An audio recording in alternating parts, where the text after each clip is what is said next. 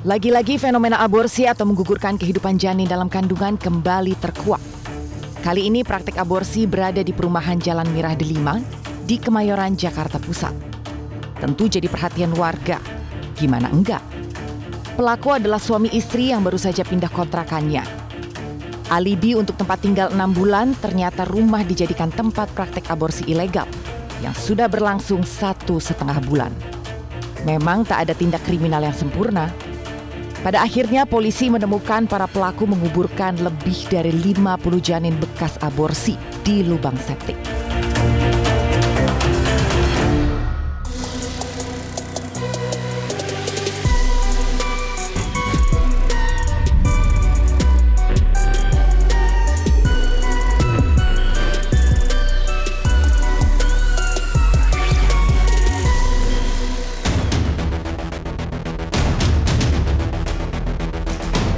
Penyelidikan digelar.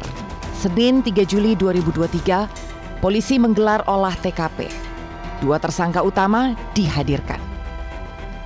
Sebelum pembongkaran, SM dan NA digiring ke dalam rumah untuk menunjukkan proses pembuangan janin hasil aborsi melalui lubang kloset kamar mandi dan akhirnya tertampung di liang septic tank. Pembongkaran lubang septic tank menggunakan alat berat, sementara penyedotan menggunakan mobil penyedot tinja. Tersangka NA merupakan otak pelaku utama yang berperan menyewa rumah, mencari pasien, dan mengajak tersangka SM sebagai eksekutor tindakan aborsi walau tidak memiliki latar belakang medis. Yang lebih ironisnya lagi, kedua tersangka merupakan residivis atau kasus yang sama dan baru saja keluar dari penjara. Bersama dengan tim Inside Story, saya mendatangi perumahan di Jalan Mirah Delima. Melihat langsung tempat yang dijadikan klinik aborsi ilegal. Saat saya tiba di lokasi, polisi masih melakukan olah TKP yang dibantu pasukan oranye. Setiap selokan di gang tersebut juga dibuka dan diperiksa apakah ada temuan baru nantinya.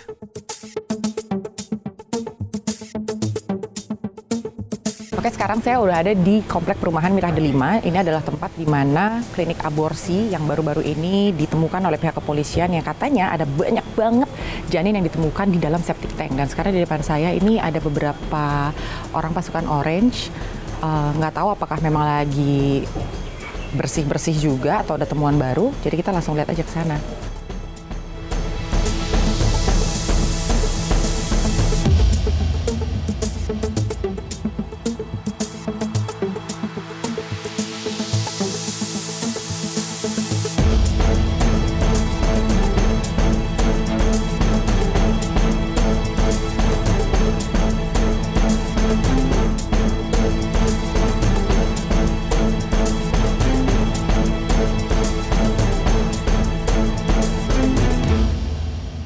Lokasi di situ yang ada tenda.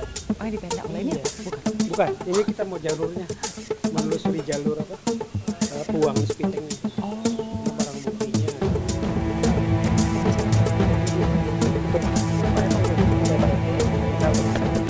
Oh, saya Anggi Pasaribu dari MNC, Pak. Salam kenal. Tapi nggak ada ya di sini, nggak ada temuan. Belum. Ini prosesnya kita baru dibuka sesuai dengan arahan Bapak Kapolres. Ada Bapak Kapolres di sana. Oh, ada Pak Kapolres. Jadi kita buka dahulu, nanti pengecekan lanjut oleh Inafis dan juga dibantu dengan rekan-rekan PPSU Kelurahan. Oke. Seperti itu. Udah dari berapa hari, Pak, dibukain ini semua? Baru sekarang. Baru hari ini ya? Baru hari ini kita buka. Kemungkinan rencana prosesnya siang nanti. Oh gitu. Setelah Juhur. Ya. Siang nanti. Iya. Pak, dengan siapa namanya? Dengan Pak Usman. Pak Usman. Tadi saya ada yang WhatsApp. Oh iya. Dicuekin nih WhatsApp saya nih. Aduh, sedih loh saya. Tapi Pak Usman mulai ketahuannya di kapan sih, Pak? Ketahuannya itu hari Selasa ya. Hari Selasa. Hari Selasa sore gitu. Laporan gitu, Pak? Saya dapat telepon dari polisi mau penggerbekan di tempat warga saya. Oh, itu dadakan tuh berarti, Dadakan. Pak? Jadi hari Selasa itu dadakan datang. Iya, dadakan telepon mau nangkap warga saya gitu. Kebetulan saya lagi di luar, saya bilang yang mana? Nomor 14. Oh iya silakan, saya juga lagi curiga. Nah, sudah minta izin terus mereka langsung rebek. Oh. 10 menit kemudian kurang lebih baru saya ke TKP. Pak Usman curiganya karena apa, Pak? Tidak izin, apa namanya, pertama saya minta identitas dirinya itu nggak memberikan, baik telepon maupun saya kunjungi gitu. Kalau saya ke rumahnya, dia banyak alasan gitu, lagi mandi, lagi ada urusan gitu.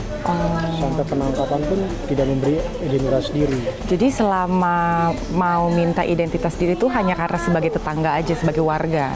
Atau karena memang sempat dengar laporan-laporan dari warga setempat? Enggak, memang dari pemilik rumah pun udah sama, suruh izin ke ketua RT gitu. Untuk? Kalau dia sudah mulai pindah, kan kalau orang baru harus berarti izin sebagai dulu. warga ya? Sebagai warga pindah pendatang baru. Oke. Kemudian aktivitasnya juga nggak bersosialisasi sama warga, kiri kanan, tegur sapa tidak, ditanya juga nggak menjawab, sekedar senyum-senyum udah masuk. Komunikasi. Berarti tindakannya memang perilakunya udah mencurigakan.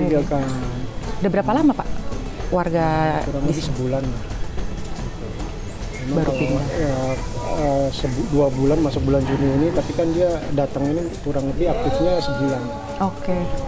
Suka ada laporan dari tetangga nggak sih Pak, itu kok rumahnya sering rame gitu, lagi buka usaha atau apa gitu, pernah? Iya, memang warga pada lapor ke saya, Pak itu ada kegiatan apa sih, warga baru kok nggak sosialisasi, nggak komunikasi, ada apa sih, sering keluar perempuan muda umur 20-30 datang pakai mobil langsung masuk ke dalam, nanti dari dalam langsung masuk mobil pergi. Seperti itu aja. Terus setiap kalau hari? Malam, iya, nggak ditempati malam. Malam nggak ada orang? Nggak ada orang. Jadi aktivitas sekitar sore, jam 5, jam 6 dia pergi. Nanti saya udah curiga, saya samperin, juga nggak ketemu yang punya. Nah, curiganya warga sama kita ini penyalur tenaga kerja. Oke. Nggak kepikiran kalau tempat aborsi. Sebab nggak ada wanita hamil, orang teriak-teriak kesakitan, nggak kedengaran sama sekali. Oke. Baru taunya kemarin nih pada saat penggerbekan. Iya. Itu ketemu janinnya di mana Pak? Boleh sekalian kasih lihat nggak Pak? Janinnya belum tahu ya ketemu apa enggak. Kan katanya banyak tuh di septic tank. Tuh septic tank yang di mana? Yang di dalam sana tuh di yang? sebelah sana tuh, cuman belum bisa ke sana dulu kita. Belum boleh ya? Belum boleh. Oke. Boleh dikenalin nggak Pak sama Pak Kapolseknya?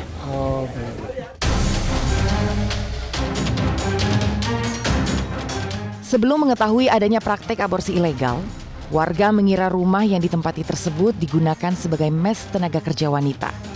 Karena selama 1,5 bulan, secara rutin para wanita muda berdatangan ke lokasi. Bahkan tak jarang para wanita itu diantar jemput agar tetangga tidak curiga. Jadi sekarang tuh lagi mau dibuka ini, teman-teman semuanya, selokan-selokan di sini, karena ini katanya satu jalur semuanya, apakah ditemukan janin nantinya, tapi sejauh ini tuh belum ada. Dan ini sedang ditunda dulu karena nanti mau ada sholat zuhur, akan dilanjutkan lagi nanti siang. Dan di depan saya ini lagi ada Pak Kapolres dari Jakarta Pusat, Kombes Pol Kamarudin. Kita coba ngobrol nanti boleh. Ini tempatnya nih, ini lokasinya nih yang di garis kuning. Tunjuk deh, biar saya tunjuk deh. Saya mendekat ke TKP.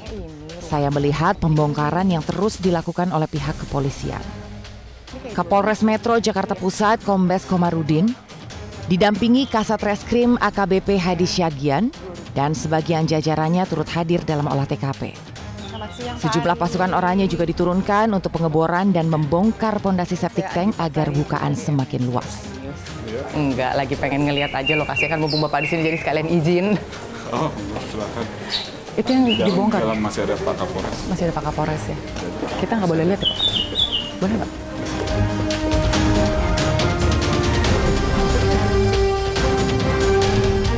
Ini Pak Ari, Pak Kapolresnya lagi di dalam. Kita lagi belum bisa lihat ke dalam nih teman-teman. Tunggu nanti Pak Kapolresnya keluar, siapa tahu boleh dapat izin kan? Kalau nggak boleh nanti nggak apa-apa, kita mintai keterangan dari Pak Kapolres. Bau ya Pak? Bau Pak? Iya, namanya sapi tank. Untung saya udah makan Pak. Ya Allah. Iya, tadi saya bilang sama teman-teman, pokoknya kalau udah makan. Mbak, makan. Pak.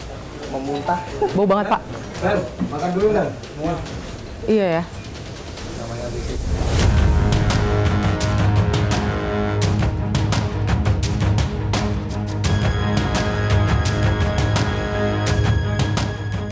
Jadi kalau menurut pernyataan dari Pak Kapolres,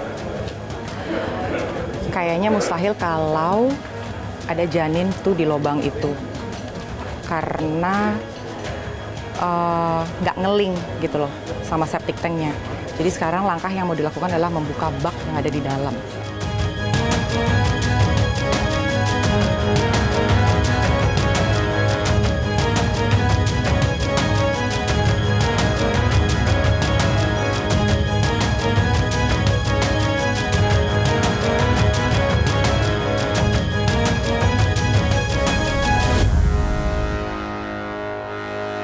Bisa diceritain nggak Pak? Jadi awal mulanya itu ada pengaduan ke warga, katanya sempat dengar suara-suara vakum gitu atau apa? Sebab kalau itu saya nggak kurang perhatikan ya. Walaupun saya sering kemarin lewat, hanya mobil aja berhenti, ya kan?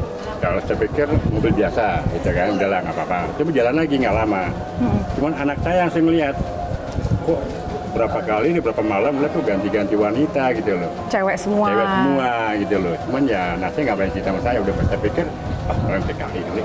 Itu aja Tadi kan Pak ya, seperti RT itulah udah bilang. mungkin, karena saya juga nggak mau curiga kok, karena saya melihat di warga kita ini kan cukup aktif Bu ya. Apalagi PRT-nya, ke warganya. Rumah-rumahnya juga deket-deketan soalnya satu sama lain. Deket-deketan, nggak mungkin seperti itu kan, saya pikir. Cuman ini dibuatnya nih kejadian yang luar biasa lah bagi kami ini yang sangat luar biasa. Karena tahu. Emang Pak Idam atau Pak RT nggak pernah Pak pagi atau siang gitu, karena silaturahmi deh gitu, ketok dulu pengen mampir gitu, sempat nggak? Oh iya, Memang Pak RT yang lebih aktif malah.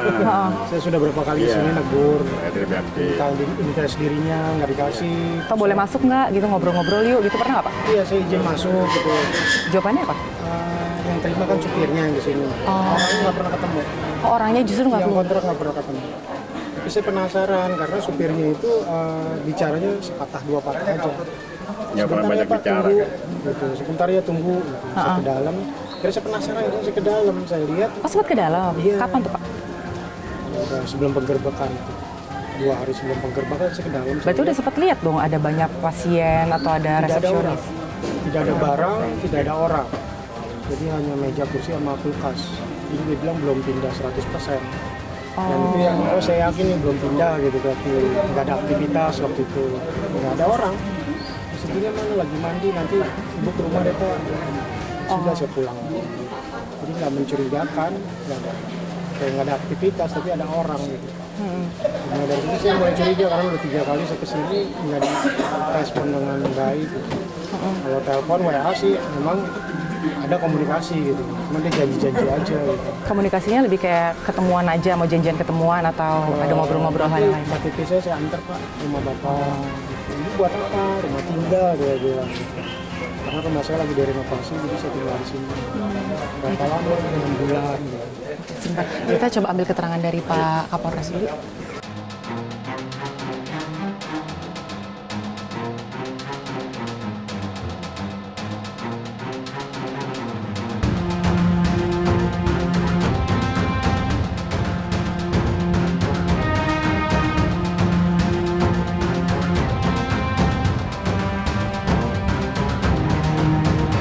Bang Komarudin, jadi temuan yang terbaru di dalam ada apa tadi Bang? Saat ini di hari kedua ya, kita masih melakukan upaya pencarian dari janin-janin hasil aborsi. Sebagaimana keterangan dari tersangka yang mengatakan bahwa selama kurun waktu periode tanggal 15 Mei sampai dengan 27 Juni saat mereka digerebek itu sudah melakukan aborsi di kisaran 50 lebih pasien. Dan kemarin kita sudah menemukan satu sel diselopkan yang diduga itu merupakan sel ataupun jaringan manusia. Tentu masih belum sebanding dengan keterangan dari driver ataupun penjemput, keterangan dari NA selaku yang mencari pasien, dan juga keterangan dari SM selaku eksekutor. Oleh karenanya kita masih coba berupaya untuk cari, dimungkinkan ada bak penampungan ataupun memang tersangkut di dalam, ini masih kita cari. Ada sempat keterangan dari pelaku sendiri juga nggak Pak, kalau misalnya memang mereka ini sengaja untuk berpindah-pindah supaya jejaknya nggak ketahuan gitu, karena ini kan katanya rencananya memang disewa untuk 6 bulan. Sementara dari keterangan yang bersangkutan sih, sejak keluar dari tahanan, menjalani masa tahanannya di bulan Juni 2022 baru ini. Ya, baru ini main. Itu kan pengakuannya. Nanti kita akan lihat lagi setelah kita berhasil membedah ataupun nanti digital forensik dari sarana komunikasi yang bersangkutan. Setelah kita bisa buka, baru kita ketahui apakah sebelum di sini sudah ada praktek lagi. Nanti Dan ini kan yang bersangkutan sendiri juga residivis, Pak. Kalau kayak begini, proses hukumnya nanti gimana, Pak? Proses hukum sama seperti kita terapkan di pasal 76, 77, ancaman hukumannya 15 tahun dan denda 3 miliar rupiah. Tentu karena yang bersangkutan ini residivis, hukuman bisa ditambah. Justru hukumannya bisa ditambah. Tadi kan sempat dengar juga nih Bang Komarudin sempat bilang bahwa pipanya tuh bukan lurus ya, berbelok-belok. Itu sebetulnya memang karena tata ruangnya atau ada upaya untuk mengubah atau gimana tuh Pak? Kalau sementara ini kalau kami lihat dari konstruksi bangunannya, memang ini termasuk keterangan juga dari warga, ini bangunan sudah cukup lama, dibangun dengan arsitektur lama ya. Kalau kita melihat alur dari pipa-pipa di dalam itu terlalu rumit, ya. Dia berbelok-belok, tidak seperti rumah-rumah pada zaman sekarang yang biasanya kalau dari kloset itu langsung buangannya langsung ke septic tank, tapi ini berbelok-belok. Dan juga ada beberapa pipa yang bertumpuk-tumpuk kita lihat di dalam, dan sepertinya memang ada yang pernah direnovasi rumah ini karena ada tumpukan pipa yang satu sudah mati, bahkan mohon maaf air buangan dari kloset itu pecah ke 2 pipa, yang satu masih kami dalami, yang satu lagi terbuang ke selokan. Itu yang mungkin ya kemarin akhirnya kita menemukan satu sel diduga janin. Ada kemungkinan bahwa yang bersangkutan sempat melakukan survei nggak sih Pak di dalam? Sepertinya tidak. Enggak ya, karena memang udah datang dengan sendirinya melihat sampai sepertinya ya tidak, tapi nanti pasti kita dalami. Yang terakhir Pak, ini kan sebenarnya praktek klinik aborsi nggak baru sekali dan rata-rata memang sering terjadinya itu di Jakarta Pusat gitu. Apakah memang karena kebetulan, meskipun saya percaya bisa jadi ada di Jakarta lain. Nah, ini tanggapannya sendiri gimana Pak? Praktek aborsi yang kita kenal dari zaman ke zaman dahulu, kita kenal dengan dukun aborsi yang modelnya urut, semakin kesini semakin canggih ya, dengan menggunakan alat-alat kedokteran, walaupun disayangkan pelakunya itu tidak memiliki latar belakang medis. Ini juga pembelajaran untuk masyarakat semua bahwa ini sangat berisiko untuk kesehatan pasien dan tentunya melanggar ketentuan perundang-undangan yang berlaku di Indonesia, termasuk hukum agama juga kan dilarang. Nah, fenomena ini tentunya hanya bisa disikapi dengan peran serta segenap lapisan masyarakat ya, bersama-sama kita untuk mempersempit ruang gerak dari para pelaku kejahatan apapun itu. Mulai dari kejahatan-kejahatan konvensional yang berada di sekeliling kita sehari-hari seperti tawuran, narkoba, dan sebagainya, termasuk hal-hal yang spesifik seperti ini, kejahatan-kejahatan khusus seperti ini juga perlu mendapatkan perhatian kita bersama. Iya, karena kan di akar rumput sering mempertanyakan nih kayak ada sindikat nih atau ada bermain dengan aparat gitu. Ini tanggapannya sendiri dari Bang Komarudin. Kalaupun memang ada arah dugaan ke sana, kami pastikan kita akan tegakkan hukum. Ya, kita akan pastikan kita akan berantas hal seperti ini.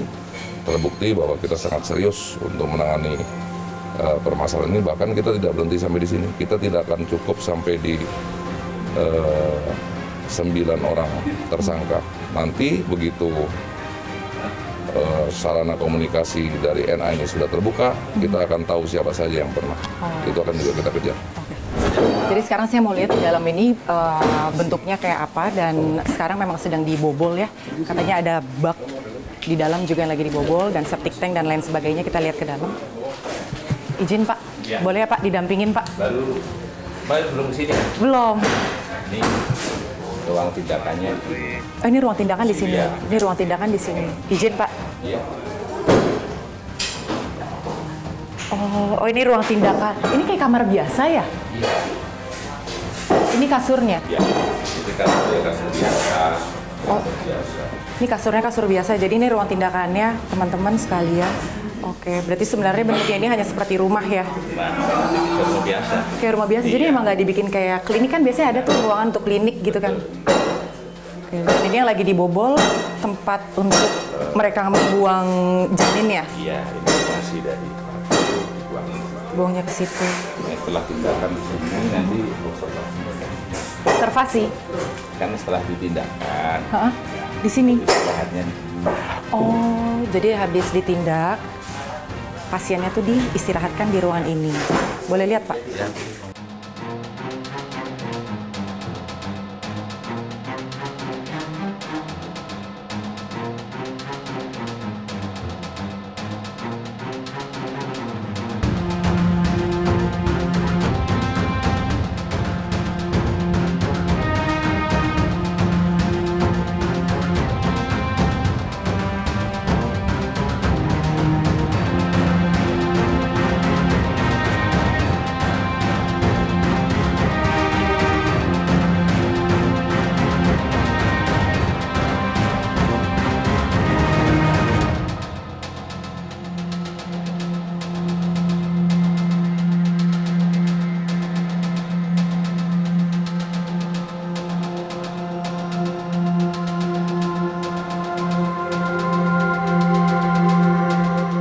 Basically ini sebenarnya benar-benar bentukannya rumah biasa, rumah untuk ditinggalin, tapi dibuka praktek masih ilegal gitu. Jadi udah lihat ruang untuk istirahat bagi para pasien yang harus ditindak.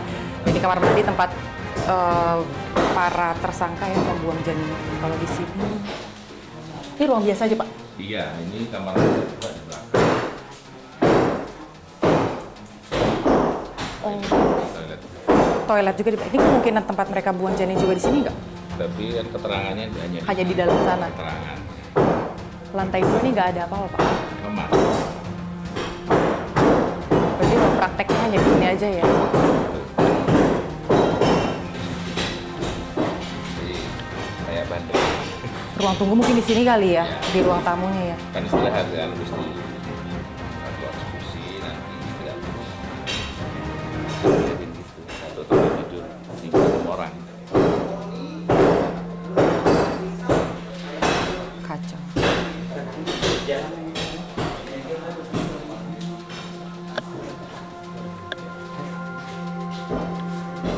Kalau begini. Jangan gitu dong Pak. Bapak yang nakut-nakutin nih. Kalau nyoba boleh ya. Ada apa yang mau di atas Pak? Si Bapak nih nakut-nakutin. Ini juga kamar mandi teman-teman, tapi informasinya memang kamar mandi ini nggak digunakan untuk membuang janin karena keterangannya adalah kamar mandi utama yang di tengah ya Pak. Mungkin ini untuk mereka ini kali buang air kecil gitu kan ya. Jadi memang nggak dipakai untuk praktek. Itu tempat obat-obatan kan katanya. Jadi ini sudah diambil. Di situ Tapi udah diambil semua atau emang? bawa barang bukti kan? Oh barang bukti. Sudah diambil semua. Jadi tempat obat-obatan ini nanti dari sini ya Pak ya? Yang ngasih siapa? Tersangkanya? Kan ada beberapa orang, kan ada 2 orang tuh kan tersangka utamanya. Jadi tersangka utama. Langsung dikasih di sini. Dalam habis tindakan, ambil obat-obatannya di sini. Langsung kasih ke Pasiennya. Ini tempat untuk nyimpan obat ya teman-teman. Mas semuanya udah diambil sebagai barang bukti untuk pemeriksaan. Niat ya. Mau megang takut salah. Ini apa? Ini kit DVI, kit kita. Oh, buat apa Mas? Buat DVI, buat nanti Olah kamu TKP. jaringan, olah TKP, segala macam. Oh, diambil. Buat kita. Punya kita ini. Bukan punya tersangka, bukan. Biasanya kalau misalnya polisi gitu udah dapat nih barang bukti terus ditaruh di sini gitu. Ya nanti ditaruh di plastik ini, Oh. atau ditabung ini, nanti kita kirim ke lab. Ini kan tempat tidur yang di ya di situ. Nih. Ini tempat tidur Pak. Iya, nggak apa-apa. Tindakan? Iya, tindakan ini kan yang untuk observasi. Oh iya. Nah, setelah Emang cukup ini 5-6 orang di sini ya? Iya. Didudukin, Mbak. Hah? Didudukin pasien. Oh, nggak ditidurin? Duduk aja. Oh. Sebenarnya semua di sini. Iya. Yang dipersiapin sebenarnya sedikit ya, cuman 2 tempat tidur, 2 kamar.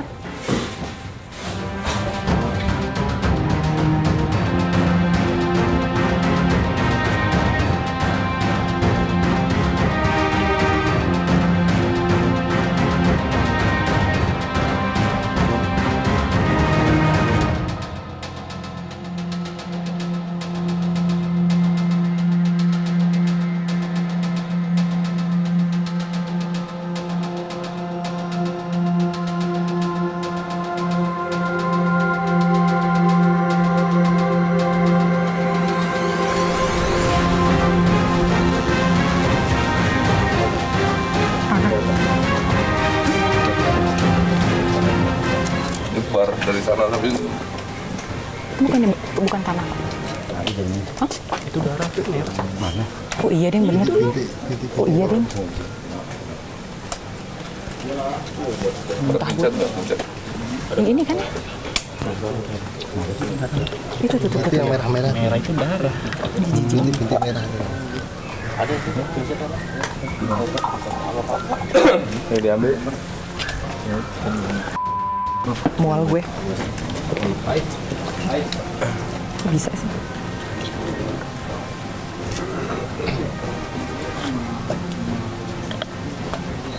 Itu airnya air genang atau ngalir dia? Di mana jauh?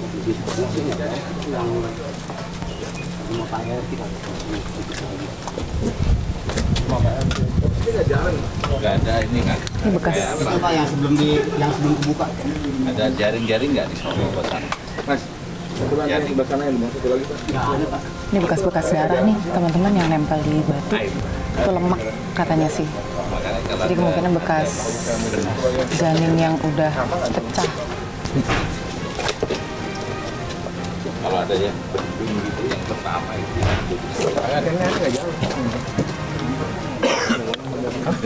Ini udah dibukain, sudah dibukain, sudah di dilepas, dan nanti tinggal nunggu proses luruhnya janin gitu. Ini praktek yang ternyata cukup biasa gitu dilakukan oleh anak-anak kuliahan waktu itu.